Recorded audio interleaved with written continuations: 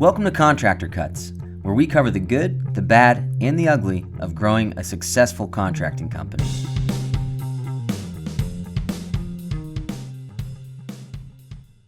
Welcome back to Contractor Cuts. My name is Clark Turner.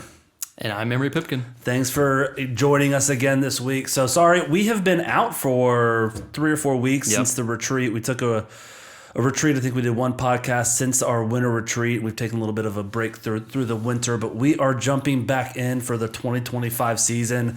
This week, Emery is joining me. James will be back next week. Just shuffling people around, but making sure that we get the right people in for the right topic. So today, Emery and I are diving into how to start your contracting company. Now, this isn't just starting, really. It's more of we're looking at companies from $0 to their first $500,000 of annual revenue, right? And so today, Emery and I are covering how do we grow a company to $500K in revenue, and then that's kind of a cutoff point to where beyond that, it's a different mode of operation, right? So today we're talking about that. We're going to be covering kind of the business side of it, how to set your company up, as well as kind of what's the minimums we need to do, and how do we kind of straddle the fence between swinging a hammer, being on site, doing the work, and getting out of the truck and actually managing projects and crews. So thanks for joining us today, Emery. So let's get started. When a company's coming into the coaching program and they are in this initial phase, this $0 to $500,000 of revenue phase, where we always get started is our growth path checklist. And we do that with every company, but most importantly, the first phase, the base launch of our growth path checklist, is going through a lot of these basics. So if you are new here, or if you want to set up a call with me, we'll do that part of it for free for you. Kind of the where are you at today? What do you need to do to get started? That sort of thing. But running into it, Emery, what's kind of the basic government requirements, kind of the basic, if I'm starting my company, I'm just getting started, that we need to make sure we have check boxes taken care of? Yeah, well, honestly, that's a lot of the stuff that I'm wondering. So, I mean, I don't have any experience running a contracting company. You know, I'm the director of operations here at ProStruct. Marketing's my background, but, you know, I did have a handyman company in college.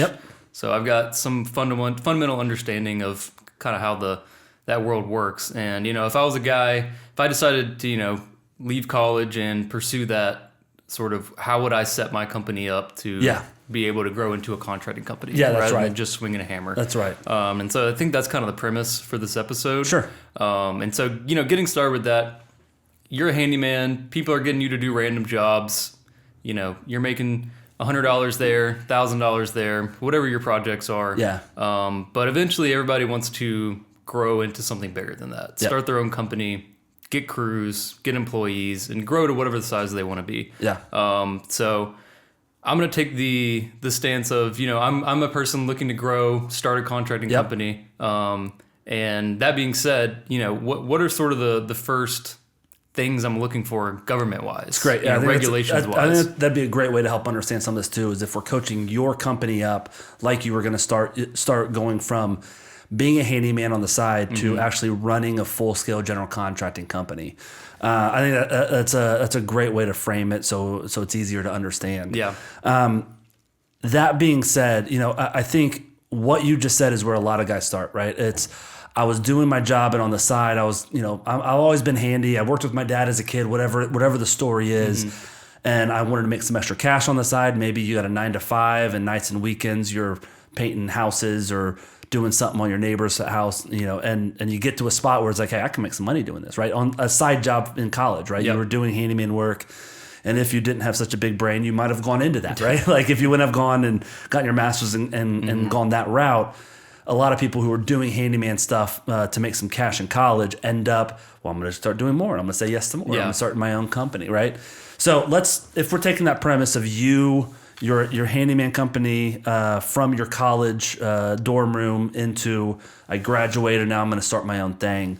First thing we're doing is government minimum, what do we got to do to set up? Now, every state's going to be different, right? Mm-hmm. You've got you got to file for your LLC, set up the company structure. It's very easy. You don't have to pay hundreds and thousands of dollars to do it. You can go online and set up your own LLC, get ChatGPT, and it'll guide you through how to do it in your state. Yep. Getting that set up, then we're looking into licensing requirements. Again, research stuff like this, right? We're looking into your state. What are the minimum requirements? How do we get that? Do you got to go to school for it? Do you got to take classes and courses and pass tests for your licensing? What can you do without a license, right? And starting to make a game plan of how am I going to actually make money doing this, and what can I do, and what do I need to do more? Yeah. Beyond that, business licensing, contractor licensing, you've got your local and state, county, city business licensing that most people have to do as well. And then we go into the other minimal stuff. You got to have some sort of insurance. You need general liability in case you burn a house down. Yeah. So what are we doing with that? How are we getting that in place? I like to say, let's get that all set up and we get it rolling the first day that I'm on my first job site. That way it's going to kind of self-fund itself. Yeah. But kind of getting all of your basic paperwork stuff. There's a list of check boxes that we've got that we'll walk you through if you need that. Yeah. So going beyond that, my first question to you, if you were going from side gig to main gig, what does your digital footprint look like? Right. I'm asking, like, if someone says, "Hey, I think Emery has a company. How do I find him?" Yeah. And they go look for you. Where are they finding you? Right. Yeah. And so that's kind of your world and expertise.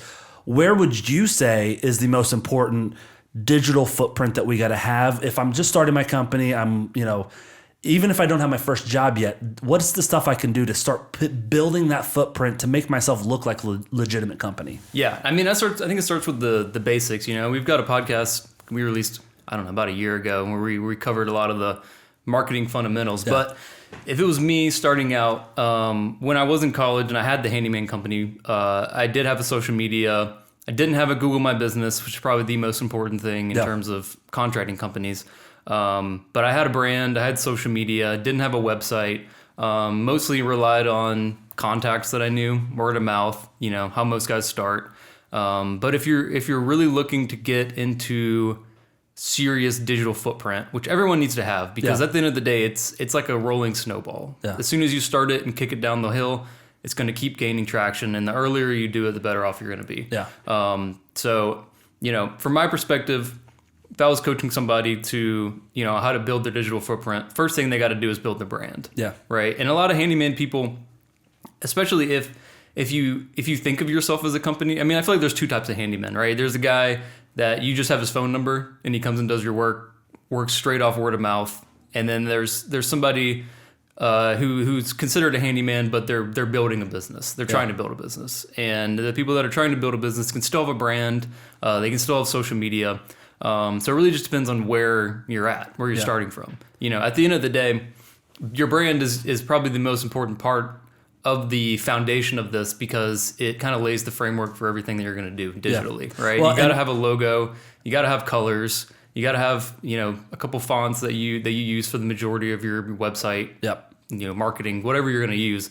Building that stuff up seems like a secondary thing for a lot of people because they're just focused on jobs, but to get those jobs, you got to look professional and you got to be professional. Well, and that's what I was going to say is I've seen a lot of guys that are the handymen that don't need a website when I'm fixing your deck because you have some rotted wood, right? Like, you don't need a website for that. But the only way you grow beyond one job at a time, a small job, the $1,000 jobs at a time where I'm doing 2 to 3 jobs a week for one day, maybe, getting a couple of rooms that I'm painting, those small things I don't need a website for. But when you're making the jump into contracting, where maybe you are still swinging the hammer, but I'm bringing a plumber and an electrician and I'm hiring out for flooring and countertops and cabinets. And so I want to take on a full kitchen, or I want to take on a full bathroom. As soon as you get the door open for one of those things, if you don't have the framework already in place of some sort of digital footprint, you're really limiting the customers that are willing to take a risk on you, right? Because it's like, if I'm hiring Emery to come replace 3 rotted boards on my front deck, if he doesn't know what he's doing, I'm going to be out a couple $100 and Yeah. I'll just have someone else do it or do it myself. Yeah. If I'm hiring Emery to come replace my kitchen, $30, $50, $80,000 spend on this guy, I'm going to check him out. I'm going to see other work he's done. If he doesn't even have a website, how legitimate can he be? Yeah. Right. So I think it's like, get a basic website. And you're talking about like branding and logos and stuff like that. AI is so great right now. Yeah, it's not. You don't have to hire a design company to build Yes. your logo. I Yep. mean, there's so many resources out there. You just look up logo generator, or you go into Canva or Adobe, and you can find templates. I mean, like if you don't have any experience with building brands, it's not hard to do. It's not. They've made it super easy now with all the technology out there. Well, and there's kind of two different levels of website that we talk through. Also, you can get AI, like when you sign on with GoDaddy, they've got their own website builder now. You plug some information in. It's going to be a very basic one pager. Or you can go to Wix and build your own, and it's kind of very user friendly in terms of build a one page website. Yeah. That's great. Start there. You don't need to spend thousands of dollars on a website day one. But we kind of have a path of once you're doing 300, 400, 500,000 a year and you're trying to grow beyond that, let's pay some money on a decent website. That our marketing arm does websites for our guys and kind of builds the marketing digital footprint, how to do all that stuff with them. You don't have to pay us to do that yet. Do it for free. Let's do some of the basics yourself. Once you get there, we replace it with a really awesome website that you might spend, $4,800 on, I think is what our nice website is. And there's a higher end one from there, depending on what you're looking to get done. But you can get that stuff done for free easily. Some ChatGPT, using some plugins and other AI logo builders. Yeah. Really simple. And if you need a little bit of guidance on it, let us know. We can help you get that stuff going. Yeah. So once you've got that, I've got a website, I've got my Google My Business. And Google My Business, we always talk about, it's simply if someone Googles your name and they're in the city that you're in or put your city by it, you're going to pull up on the Google Maps. Yeah. And it's going to pull up on the side. And so it's not just your website, but it's also all your contact information, a picture of your work, your website, all of that stuff.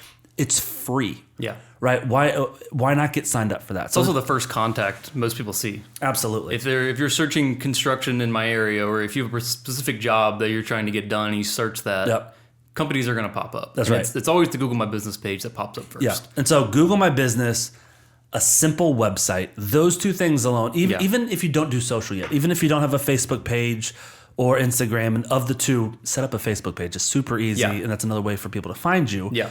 But even doing those three things, you can do in an evening in front of your TV with your laptop and a beer. Yeah. Like, it's not difficult. Yeah, it's just about the amount of time you're willing to put into it. Yep. And like I said, a lot of people see it as frivolous and, accessory to what needs to be done to grow a company. But at the end of the day, I think I read a statistic that was like 80% of people find contractors from SEO, from search engines. Yep. They're people nowadays are looking online for these projects, for people to do these jobs. So why not spend some free time to get free leads? Yeah. Right. That's step one. Also, it's the legitimacy for the customer that might be the next size bigger up project that you want to take on. Yeah. Right. And so get yourself legitimate. And a lot of guys are like, well, I'll do that when I get there. You're not going to get there unless you have this stuff. Yeah. Right. And so get it set up now. So when you get there, you're ready. Yeah. So when you do get that estimate, it's not like, oh, this person wants a new kitchen and asked me to bid it. I got to put a website together. It's too late. It's too late. You don't have time for it. Or you're going to shuffle in all your photos, putting together a Google Drive or folder to send over to them, right? If you have it all available online, they can find it themselves. Yep. I mean, they may not even ask the question because it's all online. You can just see it. That's right. Same thing with Facebook. And, another thing about Facebook too, if you're getting started, Facebook has a great word of mouth opportunity that a lot of people don't take advantage of. Yeah. And that's Facebook groups. Yep. Right? Your local Facebook groups, neighborhood groups, anything that you can find that's local where people are talking about things in their neighborhood or anything like that. People are always asking for contractor recommendations. Yeah. Hey, I have XYZ that needs to get done. Do you have anybody that, you guys recommend? Yep.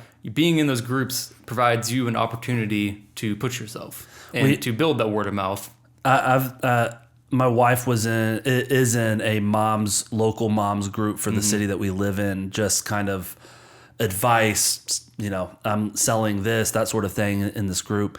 And back when I was running, when I was the general manager and in charge, I would log in as her, and I would go answer questions and refer people to us. Now, they were pretty stringent on advertising, like, hey, if anyone needs this, they delete those posts and send a warning. But when people would say, hey, does anyone know a painter? Yeah. I'd go in there and just put a comment. Yeah, my husband does, his company does it. Here's a link to their Facebook page. Yeah. We would get so much business out of it, right? It's you trust the people around you and the references. And if there's if it's not just a straight ad, but someone like, oh, this is her husband's doing this.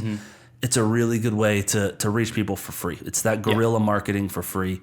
So, okay. Getting back to you starting your company, we've got the paperwork done.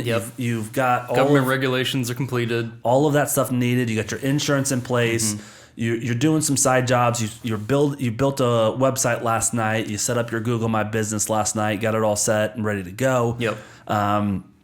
Next thing I want you doing is to start figuring out your systems. Now, we talk about systems and processes, and we often lump them together. For me, I separate them out as systems are things like your software, right? ProStruct 360 is a systematic way to bid jobs, send invoices, send work orders, keep your filing cabinet of information, all your photos from your phone dumping into there. Like, that's the system, right? Yeah. The process is how I do it, how I execute. We will get to building processes in your company. That's coming. But day one, get a software, get on our free version, get on the $89 a month version, get into a software that allows you to build an estimate, look professional, send it to a customer, track it, follow up on it, send an invoice when they're ready to get going to get that deposit, send the build out who's doing what work, what materials you're going to spend. Very simple way to do it. And most guys are like, well, I'll do it when I get there. Right now I'm using Yellow Pad. For $89 a month, you could be on our light version doing all that for you. And it having like preset job templates, preset job line items, have a way that you can consistently send estimates that look very professional very quickly from your phone, from your iPad, from your laptop, to where I can bust out an estimate in 20 minutes as opposed to having to start fresh in QuickBooks every single time I start. Right? Yeah. Have some sort of a way that I can organize my jobs and send them out. Again, for $89 for per month, you are saving hours and hours and hours and making yourself above and beyond the next guy who's handwriting estimates or building estimates in Excel.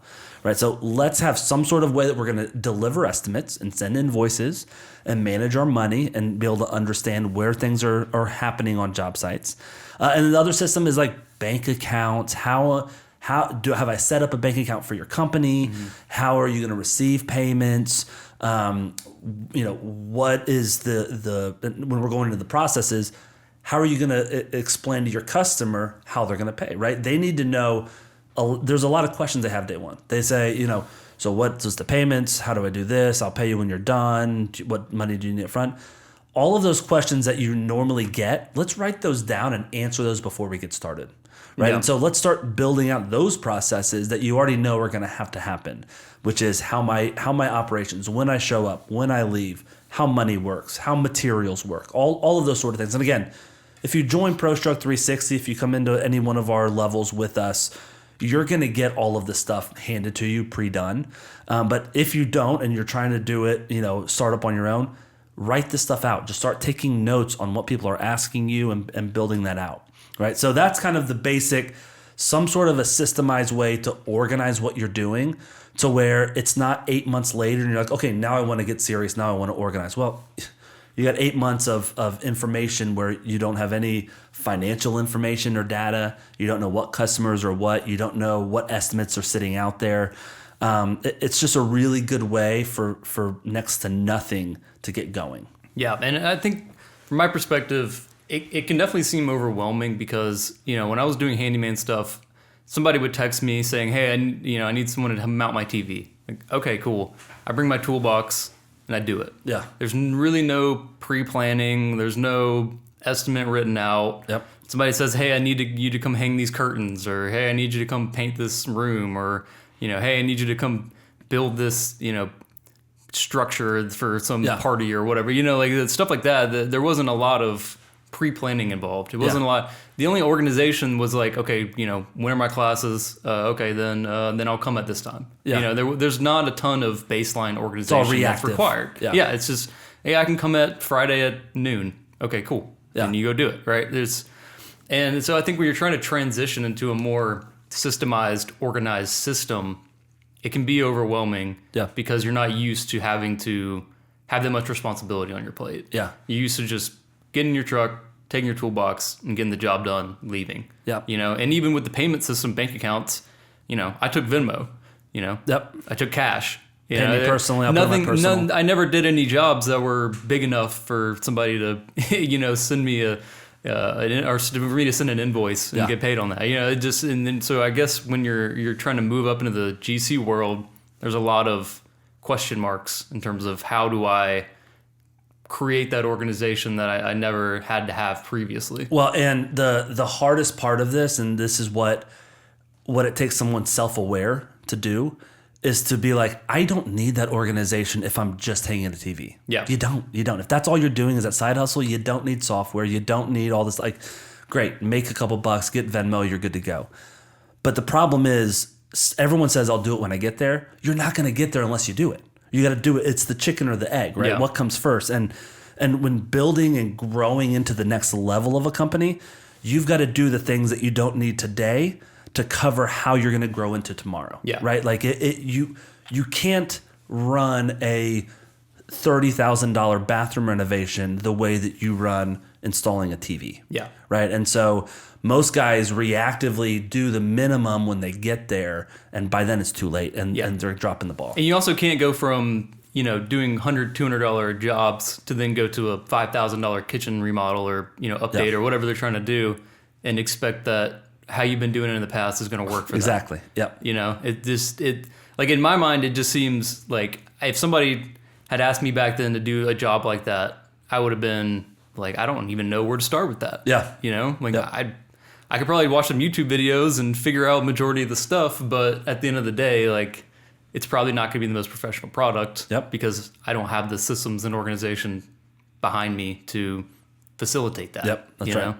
So what I would say if you're launching, you graduated last week and now you're launching your company, I would say, okay, let's look at your initial spends. You got to have the insurance in place. You can put that in place and pay for it day one of a job when you get some cash. And those usually are financed over 10 months, and then you have 2 months for the audit and you start again next year. Next, I need you to pay for 2 pieces of software. I need you to get in ProStruct 360, either the 89 or the 199. The 199 level or complete level integrates with your QuickBooks and emails, so it's a full complete software. I'd strongly suggest that. And then I'd also have the QuickBooks level, Essentials level, which is like $65 a month, something like that, is plenty. We don't need the $100 or above ones. You can if you want more data, but you can always upgrade to those.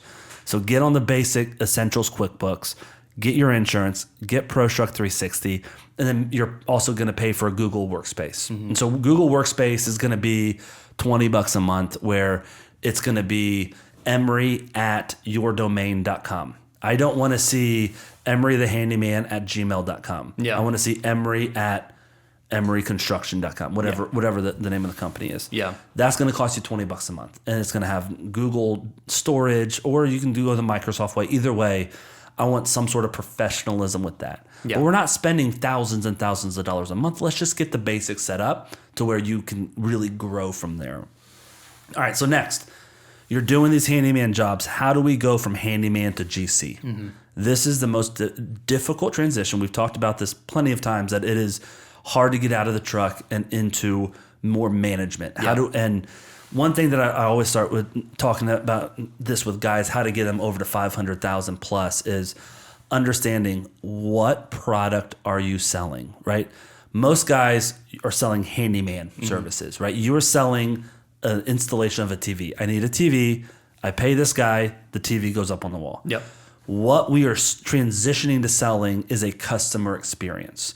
And part of that experience is that I'm going to help you get this TV installed through my crews and my guys. Sometimes I do it myself, but that is understanding that my product is your experience. And if I can sell you a really good experience, you're going to tell people, you're going to use me again. And that's how we're going to organically grow this company without spending tens of thousands of dollars on ads a month. So first thing we're going to be doing is transitioning and understanding how are we going to get bigger jobs? How are we going to have the decision of what I'm doing, what I'm going to be working on, and then what I'm going to be subbing out to other labor. Maybe it's my brother, cousin, friend, a buddy of mine, another kid that goes to college with you. Mm-hmm. How are we going to manage them, and what does that look like? Yeah. Basics, though, with this is understanding your finances, right?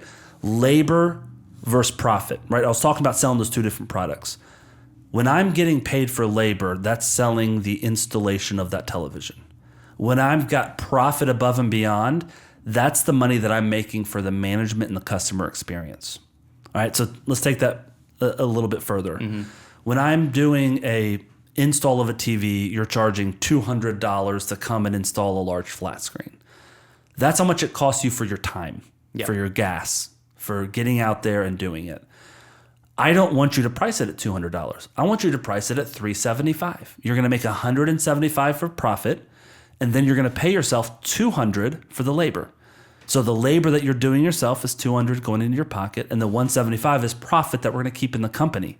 And that's how we start growing the company from where you're at today to general contracting, because that profit, that $175, is what we grow bigger and bigger, and that's what we start paying ourselves to manage this stuff from, right? Yeah. So that's where I'm going to get paid to deliver that product of customer service, not the $200 for the install. That's the actual labor. And eventually, we're going to be paying a buddy of yours $200 to put that TV in, and you're going to be managing it, making $175. You make less than him, but you could do 20 TVs in a week because you've got 10 guys that are each doing 2 TVs.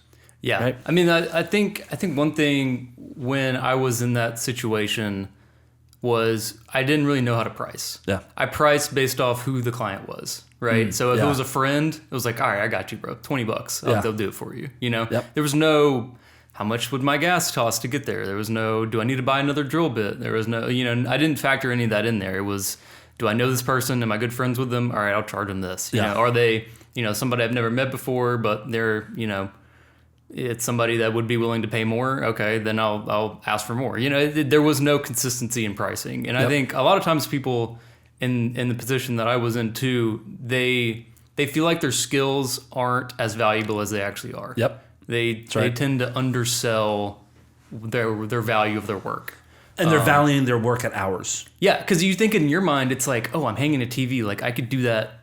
I can do that in my sleep. Yeah. It's not hard. Yep. It's easy. You know what to do. It's muscle memory at this point. Okay. Yeah. So for you, in your time, it's worth $20 because that's what you value yourself as. Versus in reality, you could maybe charge $100, $150, which would reflect your real value. Yeah. But you only really see yourself as whatever you perceive your value being. That's right. And especially if you don't do any competitor analysis or look at what other people are charging, what other companies are charging for the similar services, you're just making stuff up based off what you think your time is worth. Yep. So I think switching that mindset to having a math equation to where it's like, okay, I have this much overhead that I'm going to have to pay for every single month. And that means I need to make this profit percentage on each job to cover that overhead. And I need to do this many jobs, breaking it down in a way where it's math. There's no subjection. There's no, how much value is my time worth? Okay, well, there's an equation for that. Yeah. It's not just what you think about at the time. If you can't pay someone to do it for that price, you're never going to become a GC. So if you charge someone $20 to put a TV in, you can't pay someone $20 to go put that in for you. Yeah. Right. And so you're undervaluing that. So with that being said, I mean, you look at the value you're bringing, the going rate of it, but like even a kitchen renovation, which is a great example, I'm increasing the value of that property by $100,000 by putting a brand new spanking kitchen in. Now they're paying me $80,000. I could I'm doing it for $50,000, but I got $30,000 profit, but the value is $100,000 because that's the increase of value. Now it's hard to value that with the TV hang. Yeah. But the way that you do it and kind of working backwards, like you were saying, is, all right, it's going to take me 3 hours. I've got to drive there. I got to drive back. I might have missed something and damaged something, so I got to fix that. So if I was paying my buddy to do it, I'll pay him $20 an hour. That's $60 to do that. Okay, now I got to put a markup for my services of making sure that this all happens. So I'm going to put another $60 on it for me. So I'm going to charge $120 for this one handyman item, right? And working your numbers that way, as opposed to, I wouldn't say no if you gave me $60, right? And so I think it's understanding the pricing model of what you're bringing and how to price things, and then also don't apologize for having markup and profit, and don't discount that, because there's a value that you're bringing to that customer. All right, so understanding that labor cost versus the profit cost is the first thing. Now, as you're growing, let's say you're getting into $20,000, $30,000 a month of revenue. You're averaging $350,000 a year of revenue. You're doing most of the labor yourself already. What I want you to do is start looking, as you're growing a little bit bigger than from startup, is starting to realize how to pay yourself. Now, we'll do other podcasts about owner pay and how to separate it out. But what I want you to do is identify, how much am I paying myself for labor, and how much am I paying myself to manage this stuff? And I want you to set the absolute bare minimum that you have to take home, meaning if I'm eating rice and beans and I am not going to the movies and not, I don't have Netflix, I don't have all the extras, simple, my basics to live, what's that number? 5,000, 8,000, 4,000, 6,000, whatever that number is. That's what I'm going to aim for as my profit owner pay that I'm going to be paying myself. Now, I might make more than that the next couple months, and that's what I'm going to call distributions. And I'm going to dive deep into this in another podcast. But what we want to start doing is identifying what money you're taking out of the company. We're not using the pot system. We're not saying, all right, I invoiced a bunch of stuff, I paid out what I had to pay this week. All right, I got $10K in the bank account, I'm going to pull $5 out to my pocket. That's not how we're doing it. If you're managing your company by looking at everything as what's the last dollar in my bank account, you're doing it wrong, and this isn't going to become a company. This is just a hobby for you. So we're going to start looking at how pay happens, and start understanding and figuring out kind of the base pay. And so if, let's say you need to bring home $8,000 a month. So what does that mean? If we're making 35% profit, that's about a third. So I need to be invoicing 8 times 3, $24,000 a month, right? That's what $8,000 a month. So I need my goal now is I got to invoice $24,000 a month for me to break even on profits being my only pay. Yeah. Now, when you're doing $24,000 a month, you might be doing some handyman work yourself, might be making $2 to $3K there, and then I'm only gonna take home $5K, and then I've got a little bit of extra cash in the company. Great. Let's fudge the numbers that way. Let's steal some money from side hustling as a handyman. Yeah. But let's try and start building our pay from the profits of the company. And as soon as you can live off that, you're now a general contractor. You don't have to side hustle as a handyman also.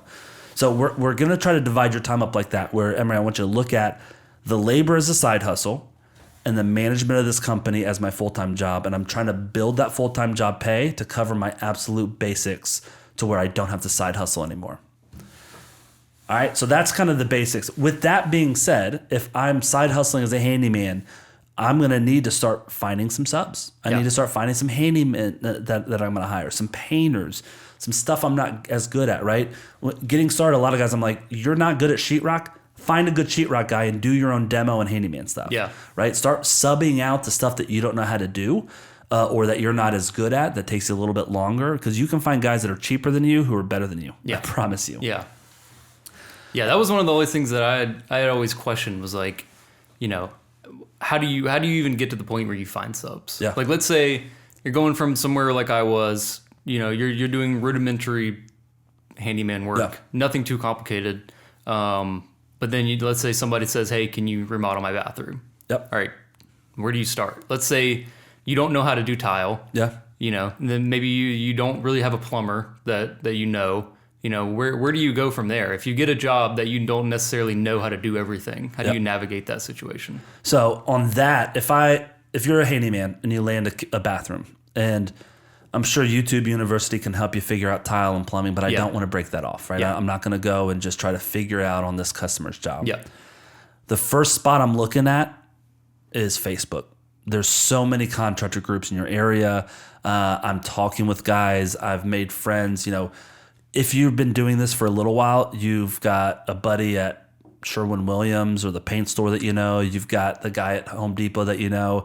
I'm asking those guys. I'm knocking on doors or windows at Quick Trip. I'm talking to, if I see a van pull up with a bunch of ladders on top, I'm getting their card to see if they want to do some painting work for me, right? And so I am hunting those down. Now, I'm not going to call Big Plumber, right? The plumb doctor, one of those big plumber to come do it because they're going to be absolutely expensive. They're going to be homeowner pricing, not subcontractor pricing. Yeah. But you got to find the right balance. I got to find the right guy. And it's kind of a snowball. If I find a great plumber, he's going to know 2 electricians, right? If I find a great electrician, he's going to know a framer.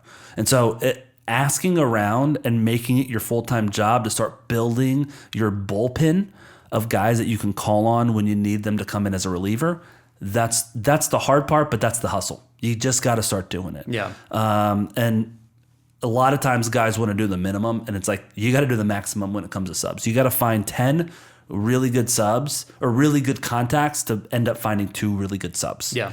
Right. And so it's hunting those down. So starting to build it up. It's going to be one at a time, a little here. Hey, it's going to be job centric, right? I've got a couple paint jobs. I'm going to go find a paint crew. I landed a bathroom. I got to go find a plumber. But asking around, going to networking events, meeting other guys that way. There's plenty out there. Facebook again is a great spot. There's plenty of groups there that you can get connected to the best electrician, best plumber, that sort of thing. All right, finally, let's close this out talking about finding customers. Yeah, right. Most important part. That's the most important part and sometimes the hardest part of this. When I'm laying out customers, I view it as 3 rings of customers. My first ring, my central smallest ring of customers is my contact network. It's my family, my friends, the people I go to church with, my high school buddies that all know me, that I see twice a year. All of those contacts. Really, look at your Facebook friends group. Everyone that you're friends with on Facebook are probably that first ring. I'm trying to reach out to those people. I'm letting them know I'm starting this company. I can do this, this, and this. I'd love to show you what I can do. I'd love to, that sort of thing. Yeah. And this part of the game is where you make or break. It is hustling. It is joining the Chamber of Commerce, joining different networking groups where you're meeting in person. If you can't find a networking group, call a realtor. Every single realtor I know is in some sort of a networking group, and they're all looking for a contractor to join the group. Yeah.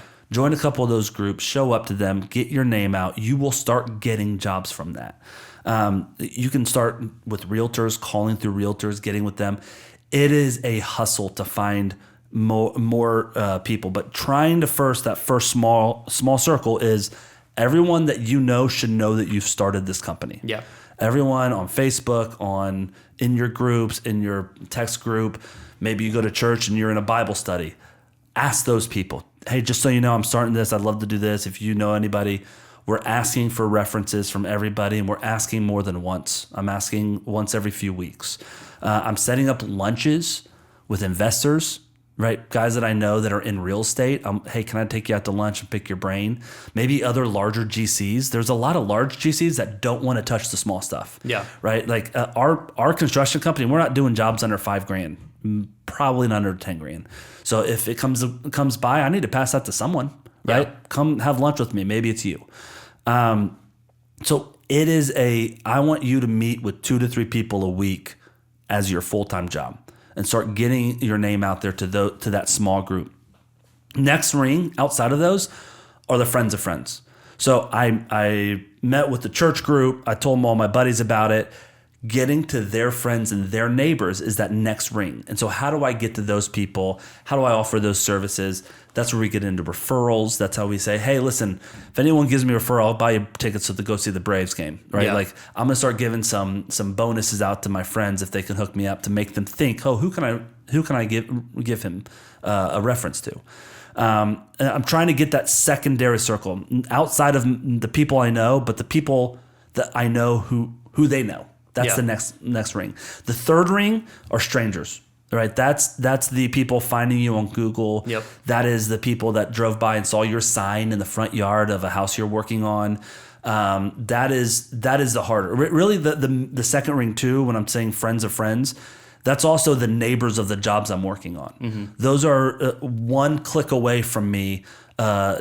Type references that I'm looking for. So I'm trying to talk with people in the neighborhood while we're working. I'm parking on the street, and when people are walking their dogs, I'm engaging them in conversation. I'm telling them about, well, hey, if you guys need any painting, let me know.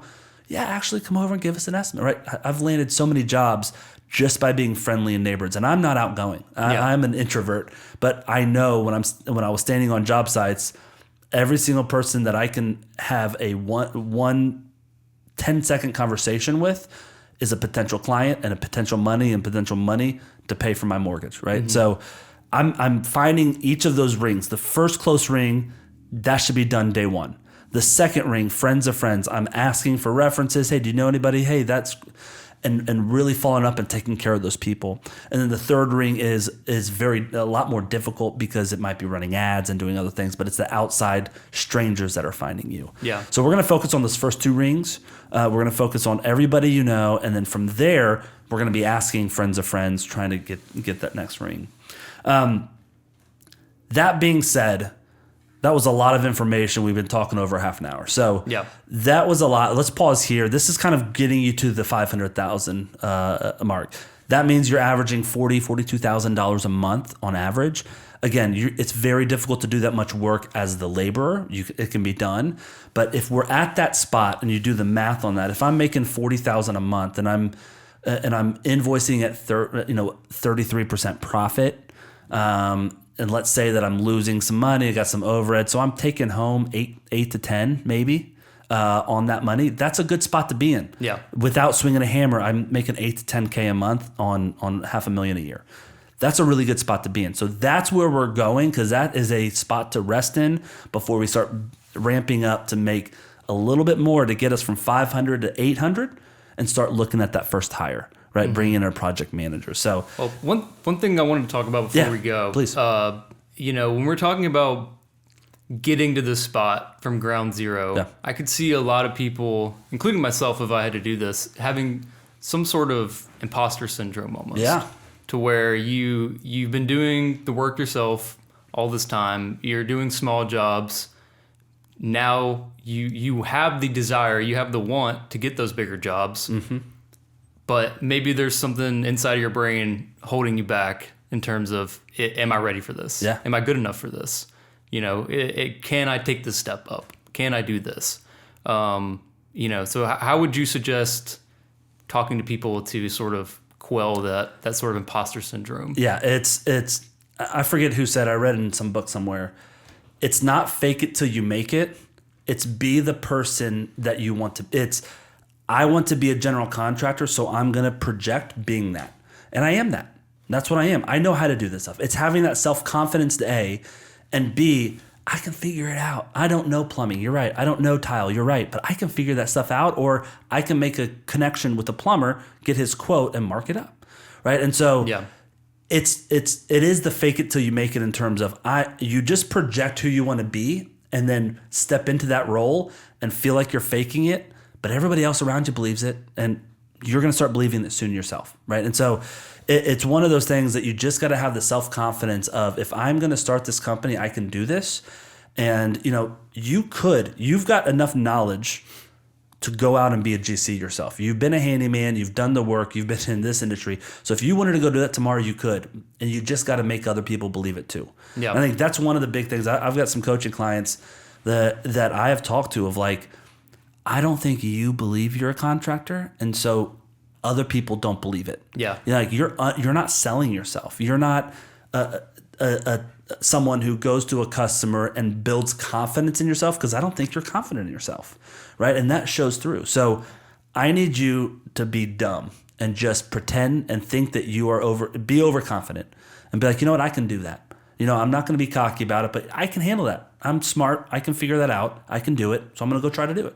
And then my job is to convince everyone else that I can. And then once they believe me and sign the contract, I'm going to show them that I can. I'm going to work my butt off. That maybe a normal guy that's been doing this for 5 years can spend 8 hours of prep for a job. I'm going to spend 16. I'm going to outwork them. I'm going to outwork everybody around me to be the person that I want to be and that I'm projecting to be. But it just takes a matter of a leap of faith and self-confidence in yourself, because I think that's where guys miss it, of like, I don't know how to do that. I'm just a handyman. Yeah. Well, nobody does until they start doing it. Yeah. Yeah. I mean, that makes a lot of sense too. And I think apart from the work, just like the job, execution itself, there's all the hats you have to wear. Yeah. You have to be a marketer. You have to be a customer service person. Yep. You have to, every single thing that you have to do, you have to be your accountant. Yep. You have to be your office manager. There's so many different things that maybe you are really confident in yourself in the job execution. Yeah. But you're not confident in accounting, invoicing and keeping up your books. Yep. And you're not confident in your organization, or you're not confident in your sub network, or how to, there's so many different aspects of contracting that people have to sort of do. It's not just the job execution. If it was just the job execution, there'd be a lot more contractors in the world. Well, that's where honestly, like, and this is self-promoting, but that's where ProStruct 360 comes. I mean, that's one of my favorite things as a coach to do with my clients is I sit down with the contractor and be like, hey, listen, here's like the 8 hats that you're wearing. Give me 1 to 10 on how confident and how good you are at them. And we start going through them. If you're a real good sales guy, I'm not spending much time as a coach helping you figure out selling, right? But if you are terrible with numbers, let's put some strategies in place to really help you control, learn, and own your numbers and how to do QuickBooks. And let me train you on some of that stuff. So every single every single contractor that I work with in terms of coaching, it's built differently of how their coaching process works. It's built around them, because you're right. No one is a 10 out of 10 in every category. So we need to identify, you're good at this, you're good at this, you're terrible at this, you're okay with this. And the stuff that you're not good at or okay with, you just got to work twice as hard. Most guys work twice as less. Yeah. Right? They're like, I don't know numbers, so I'm just going to ignore QuickBooks. You got to double down on it, right? Like if you're not good at numbers, double down and learn it. Get on Google. Get on YouTube. Figure out how to do it. There's so many resources out there to learn.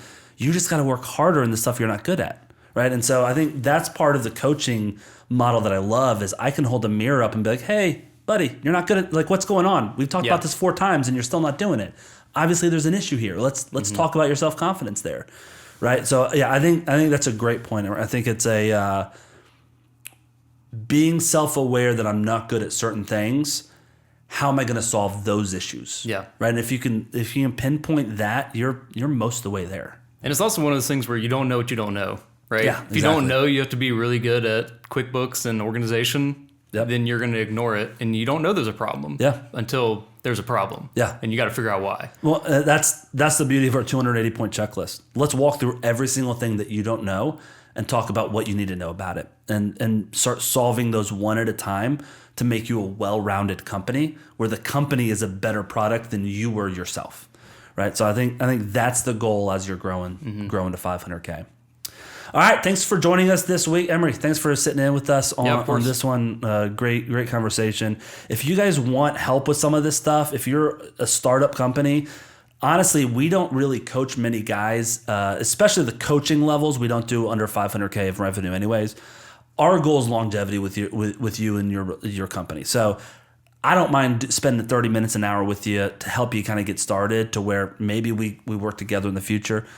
My goal is to help you grow. And if you're starting to grow and have a good foundation with us, we can help you get there. We've got a foundations program even that's kind of the starter level to help you get going, to where it's a big launch in the beginning and then it's kind of every other month check-in, to where it's a lot less expensive than coaching, but it helps you really get there, to where the goal is to start coaching next year or when you get to a financially stable spot to where we can really team up and double down with your growth. So if you want to hear about that, go to ProStruct360.com, and wherever you're listening to the podcast, it's in the description, so you can go there, check us out. Go to the Contact Us and send me a note.